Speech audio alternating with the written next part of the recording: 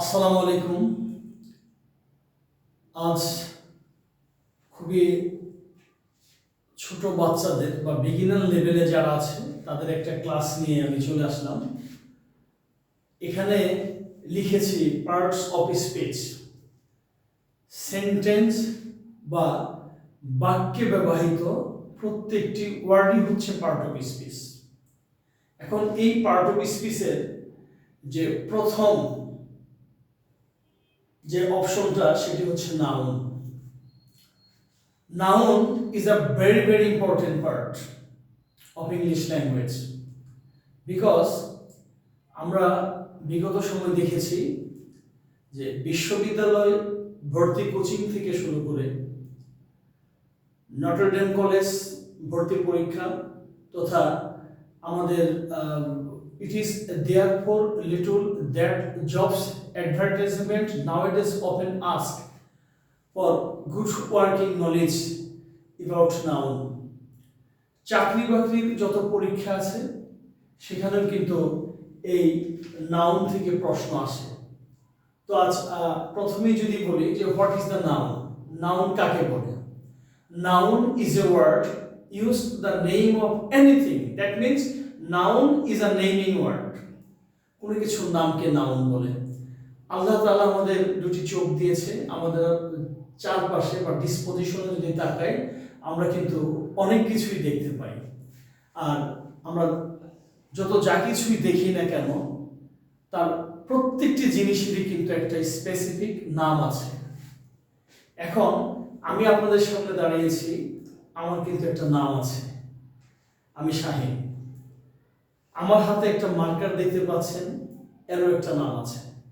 মার্কেটে নানা ধরনের মার্কেট কিনতে পাওয়া যায়, আমরা যারা পড়াই সেখানে সিগমা ফ্লো আছে, তারপর রেড লিপ আছে বা খরেস আছে, নানা ধরনের মার্কার আছে। এরকম আমরা যারা মোবাইল ফোন ইউজ করি নানান ব্র্যান্ডের নানান ধরনের মোবাইল ফোন আছে, স্যামসাং, সোনিয়া বা নোকিয়া, যত ধরনেরই মোবাইল ফোন থাকে না কেন তার কিন্তু একটা নাম আছে। নাম ছাড়া কোনো জিনিস এই পৃথিবীতে নেই। তো এখন আমি এখানে লিখেছি যে নাউন হচ্ছে প্রধানত দুই প্রকার। এখানে লিখেছি abstract noun, concrete noun. Abstract noun অর্থ হচ্ছে ইন্দ্রিয় গ্রাহ্যমূলক বিশেষ্য। ইন্দ্রিয় কি?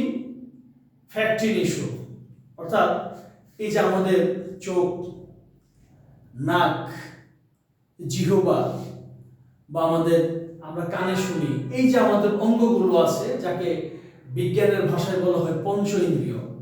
আমরা এই ইন্দ্রিয়ের যে অনুভূতি শক্তিগুলো আছে, যেমন আমরা চোখ দিয়ে দেখি, আমি চোখ দিয়ে দেখতে পাচ্ছি এটা একটা মার্কার, এর একটা নাম আছে। আমি জিহ্বা দিয়ে স্বাদ নিতে পারি। তো এরকম ইন্দ্রিয় দিয়ে যদি স্পর্শ করা যায়, উপলব্ধি করা যায়, সেটা হচ্ছে কনক্রিট নাউন। এখন এই কনক্রিট নাউনকে কিন্তু আবার চার ভাগে ভাগ করা হয়। সেই ভাগগুলো কি কি দেখেন: proper noun, common noun, collective noun, material noun. What is the proper noun? Proper, what does proper means? Proper মানে নির্দিষ্ট, অর্থাৎ ব্যক্তি বস্তুর নির্দিষ্ট নামকে প্রপার নাউন বলে। যেমন আমি এখানে লিখেছি একটা নাম সেলিম, নির্দিষ্ট একটা ব্যক্তির নাম।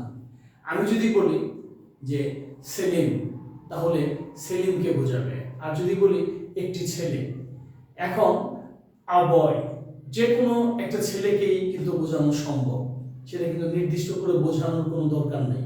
আ বয় এখানে আছে, তাহলে এটা সেলিম হচ্ছে প্রপার নাউন, আ বয় হচ্ছে কমন নাউন। আর collective noun, what does collective means? Collective মানে কতগুলো সমষ্টি, কতগুলো সমষ্টি হচ্ছে কালেকটিভ নাউন। যেমন আ টিম অফ বয়, একদল ছেলে। আ শোল অফ ফিশ, এক ঝাঁক মাছ। আ স্টিক অফ ফ্লাওয়ার, একগুচ্ছ ফল।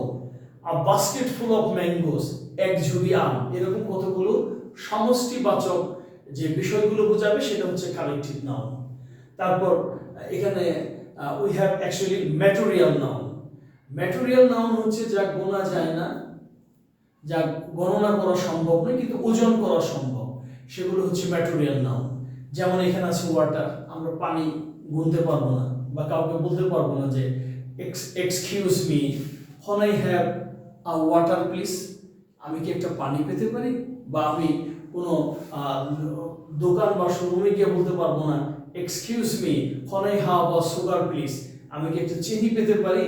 এটা কিন্তু বলা সম্ভব না। তখন আমাকে একটা পরিমাণ বলতে হবে, একটা পরিমাণ বলতে হবে যে 1 কেজি 2 কেজি এরকম একটা পরিমাণ আমাকে বলতে হবে। এই জন্য এটা হচ্ছে পরিমাণবাচক বিশেষ্য। তো আমাদের কনক্রিট নাউন গেল। এখানে হচ্ছে abstract noun. What does abstract mean? Abstract means হচ্ছে গুণবাচক বিশেষ্য। এবং গুণবাচক বিশেষ্য আমরা বুঝবো কিভাবে? এখন যেহেতু গুণবাচক কথাটা আছে, আমরা যদি বলি যে adjective is a word that tell us something without noun or pronoun, অর্থাৎ অ্যাডজেক্টিভ থেকেই অ্যাবস্ট্রাক্ট নাউনের জন্ম। যেমন আমি যদি বলি যে লোকটি খুব দয়ালু, তাহলে এখানে কিন্তু তার গুণকে প্রকাশ পাচ্ছে। দ্যাট মিনস এটা হচ্ছে কাইন্ড অ্যাডজেক্টিভ। এখন যদি আমি বলি কাইন্ডনেস, সেটা হবে দয়া। আবার আমি যদি বলি যে ওয়াইজ, লোকটি খুব জ্ঞানী, আর আমি যদি বলি জ্ঞান, উইজডম, এরকম উইকনেস, বিউটিফুল, এটা হচ্ছে অ্যাডজেক্টিভ যার অর্থ হচ্ছে সুন্দর। আর যদি বলি বিউটি, সৌন্দর্য, আমি কিন্তু বলবো না মেয়েটি খুব সৌন্দর্য, সেটা কিন্তু বলা যাবে না, কারণ এখানে সৌন্দর্য হচ্ছে একটা নাউন, মেয়েটিও একটা নাউন। যদি বলি মেয়েটি খুব সুন্দর, the girl is very beautiful, সেক্ষেত্রে হবে। কিন্তু আমি যদি বলি the girl is very beauty, হবে না, কারণ এখানে বিউটি হচ্ছে নিজেই একটা নাউন। তো এই হয়েছে আমার আজকের আলোচনার বিষয়, যে that's all for the time being. Thank you very much. আসসালামু আলাইকুম।